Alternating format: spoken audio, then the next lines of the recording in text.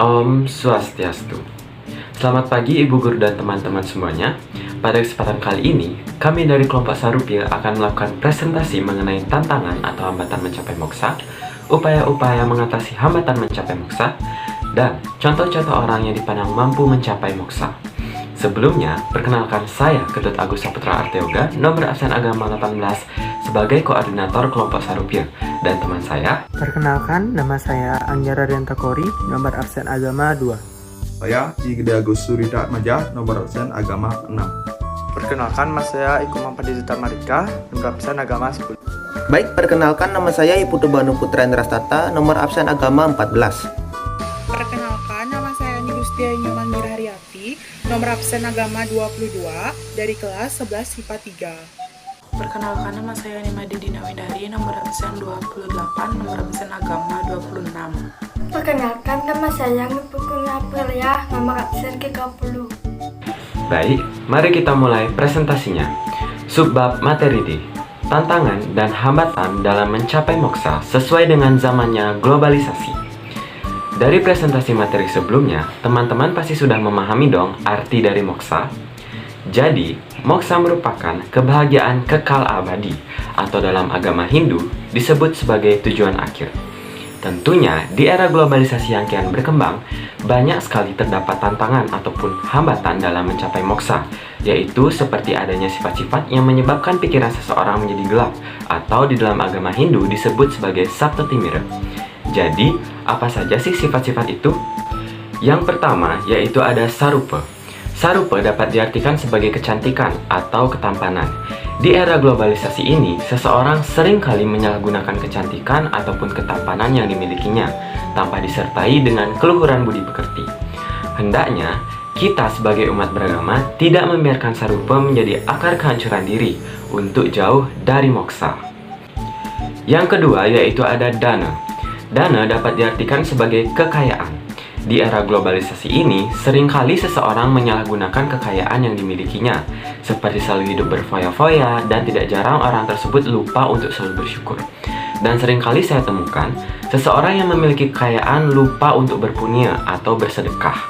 Yang ketiga, yaitu ada guna. Guna dapat diartikan sebagai kepandaian. Di era globalisasi ini, guna atau kepandaian seringkali disalahgunakan, seperti digunakan untuk mencapai tujuan-tujuan yang dilarang oleh ajaran agama, dengan cara memfitnah, mencela, atau bahkan melakukan korupsi yang merupakan tindakan didasari dengan kepandaian seseorang. Yang keempat, yaitu ada kulina. Kulina dapat diartikan sebagai keturunan. Mungkin teman-teman berpikirkan, mengapa sih kulina dijadikan hambatan dalam mencapai moksa? Baik, jadi di era globalisasi ini tidak jarang seseorang bangga akan keturunan yang dimilikinya, karena keturunannya merupakan seseorang yang berjasa atau memiliki nama di mata masyarakat. Hal itulah yang seringkali di masa ini menyebabkan seseorang akan merasa derajatnya lebih tinggi dan menjadi lebih sombong, sehingga menghina orang lain. Hal itulah yang menyebabkan kulina menjadi hambatan mencapai moksa. Yang kelima, yaitu ada yowana. Yowana dapat diartikan sebagai masa muda. Seperti yang kita ketahui, masa muda atau masa remaja penuh dengan kegairahan hidup, atau masa gemilang penuh dengan kekreativitasan. Masa ini merupakan kesempatan untuk melakukan banyak hal untuk bekal di kemudian hari. Tetapi, di masa muda ini juga penuh akan tantangan dan seringkali digunakan untuk hal-hal yang seharusnya tidak dilakukan oleh anak muda, seperti mabuk-mabukan, berfoya-foya, pergaulan bebas, bahkan melakukan seks bebas. Nah, sekian dari saya. Presentasi akan dilanjutkan oleh Banu. Baik, di sini saya akan melanjutkan presentasi dari teman saya. Yang keenam ada sura atau minuman keras. Di era seperti ini, masyarakat seringkali membuat perayaan selalu diiringi dengan minuman keras. Nah, seperti yang kita ketahui, apabila kita mengonsumsi minuman keras secara berlebihan, maka akan menyebabkan hilangnya kesadaran hingga menimbulkan kegaduhan di mana-mana. Yang ketujuh ada kasuran atau keberanian. Di era seperti ini, tak jarang orang-orang menggunakan keberaniannya untuk hal yang tidak baik. Nah, keberanian apabila tidak dilandasi dengan ajaran dharma, maka cenderung perbuatan tersebut akan menjadi kejam atau sadis. Salah satu contohnya, seseorang dengan keberaniannya ingin menghabisi nyawa orang lain karena suatu dan lain hal. dan tentu saja ini mencoreng dari kata moksa itu sendiri. Nah, selain adanya sabta timira, ada 6 macam perbuatan lagi yang disebut satatitai atau 6 macam perbuatan kejam seperti agnida atau membakar barang orang lain. Yang kedua ada wisada atau meracuni. Yang ketiga ada atarwa atau melakukan ilmu hitam, sastragana merampok. Yang kelima ada draktikrama atau memperkosa. Yang keenam yang terakhir atau raja pisuna atau memfitnah. Nah, dari keenam macam perbuatan tersebut merupakan salah satu tantangan bagi seseorang yang ingin mencapai moksa di zaman globalisasi seperti ini. Nah, presentasi selanjutnya akan dilanjutkan oleh teman saya yaitu Angger. Baik, di sini saya akan melanjutkan presentasi dari teman saya Banu. Di sini saya akan membahas tentang upaya-upaya dalam mengatasi hambatan dan tantangan untuk mencapai moksa menurut zamannya di era globalisasi ini. Nah, yang pertama yang dapat kita lakukan yaitu melaksanakan meditasi. Di masa globalisasi ini, kita sudah jarang menemukan kegiatan meditasi. Dikarenakan banyak anak muda zaman sekarang lebih cenderung ketergantungan kepada gadget mereka. Namun perlu kita ketahui, meditasi banyak memberikan manfaat yang positif bagi tubuh kita, yaitu dapat mengolah emosi atau perasaan, dapat mengurangi rasa sakit, dan juga mengurangi stres. Yang kedua adalah mendalami ilmu pengetahuan. Kemajuan ilmu pengetahuan dan teknologi yang berkembang sampai saat ini dapat dijadikan media oleh manusia yang dilahirkan dengan kesempurnaan yang terbatas untuk menyelesaikan berbagai macam tantangan dan hambatan yang sedang dan akan dihadapinya. Oleh karenanya, manusia hendak dengan senang hati, penuh semangat, tekun dan penuh kesabaran, mempersiapkan waktunya untuk belajar dan belajar sepanjang hayat. Sebab, tidak ada kata terlambat untuk belajar kebaikan.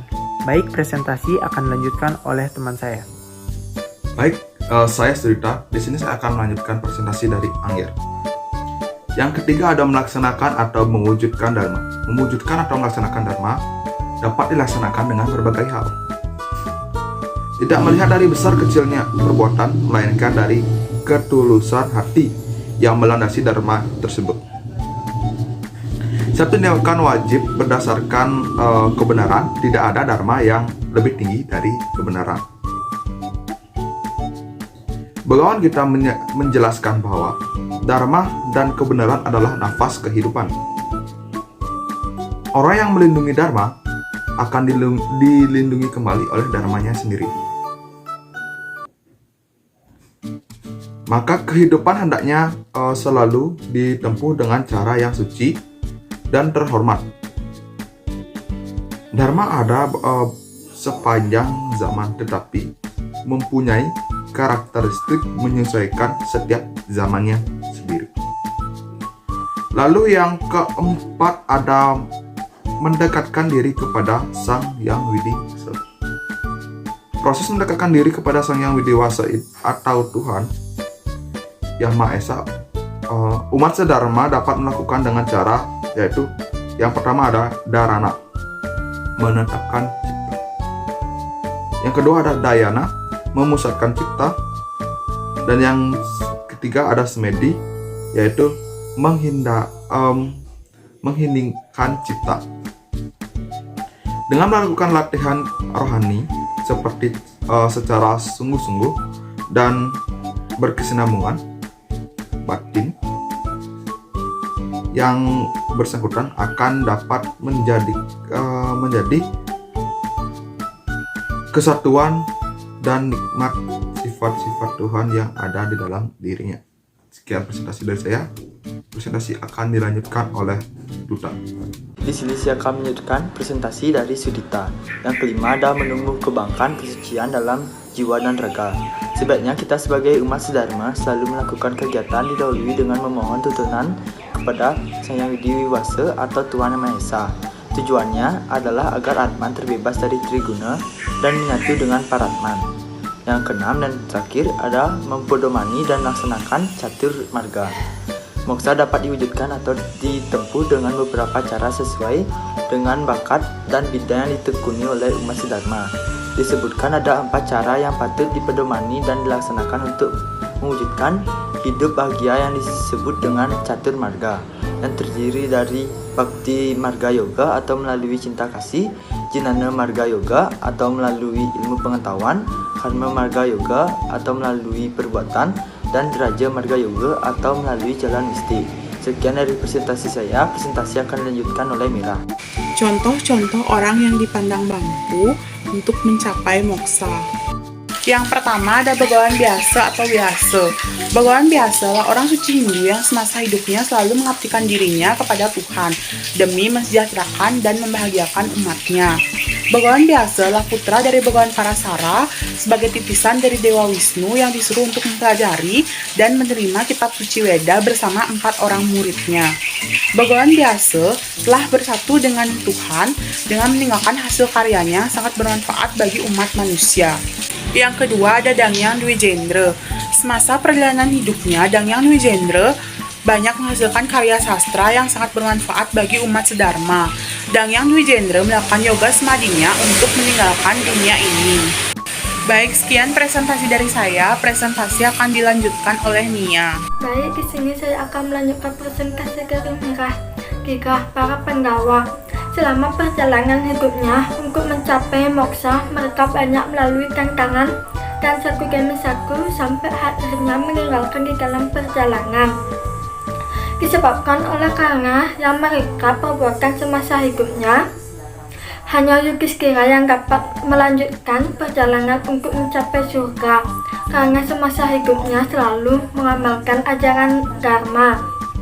Yudhishthira yang melihat para Kaurawa dan Sangkuni yang berada di surga langsung bertanya mengenai adik-adiknya dan istrinya. Setelah mengetahui bahwa adik-adiknya dan istrinya berada di neraka, Yudhishthira memilih untuk tetap tinggal di neraka. Namun Dewa Indra yang melihat ketulusan hati Yudhishthira langsung merubah total semuanya. Menjadi berbalik, keadaan neraka berubah menjadi surga dan surga menjadi neraka. Yudhishthira, Drupadi, Bima, Arjuna, Nakula, Sadewa, dan Karna telah menebus dosa mereka. Kini mereka telah moksa tinggal di surga. Sekian dari presentasi saya dan dilanjutkan oleh Gina. Saya akan melanjutkan presentasi dari Nia. Keempat, Ida Pedanda Madesideman. Ida Pedanda Madesideman memang merupakan wiku yang sepenuh hati menapak jalan sastra, lakunya nyastra.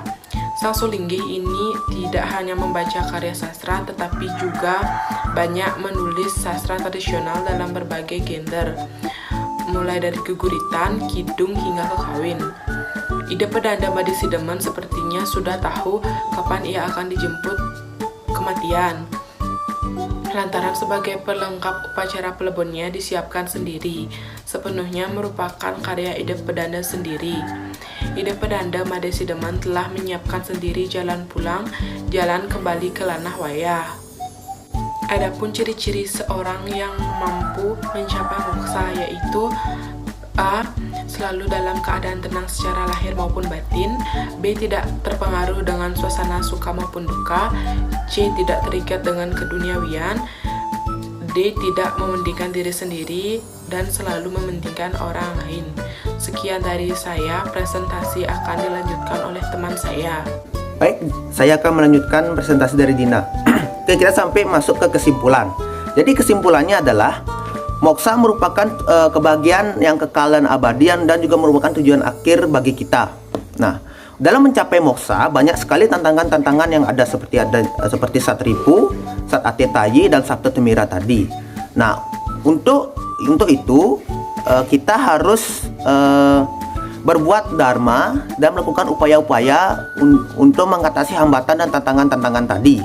Nah, ada beberapa tokoh yang menjalankan dharma yang mungkin bisa jadi pedoman untuk kita, seperti Bhagawan Biasa, para Pandawa, Bhagawan Ida Pedanda Madesideman dan lain sebagainya, agar kelak kita dapat mencapai tujuan akhir kita yaitu moksa. Baik, presentasi akan dilanjutkan oleh Arta Yoga. Nah, sekian presentasi dari kelompok Sarupya. Apabila teman-teman memiliki pertanyaan ataupun tanggapan mengenai presentasi kelompok kami, teman-teman dapat mengajukannya pada Google Form yang terdapat pada description box. Sekian dari kami, mohon maaf apabila terdapat kesalahan. Terima kasih. Kami tutup dengan Parama Santi. Om Santi Santi Santi Om.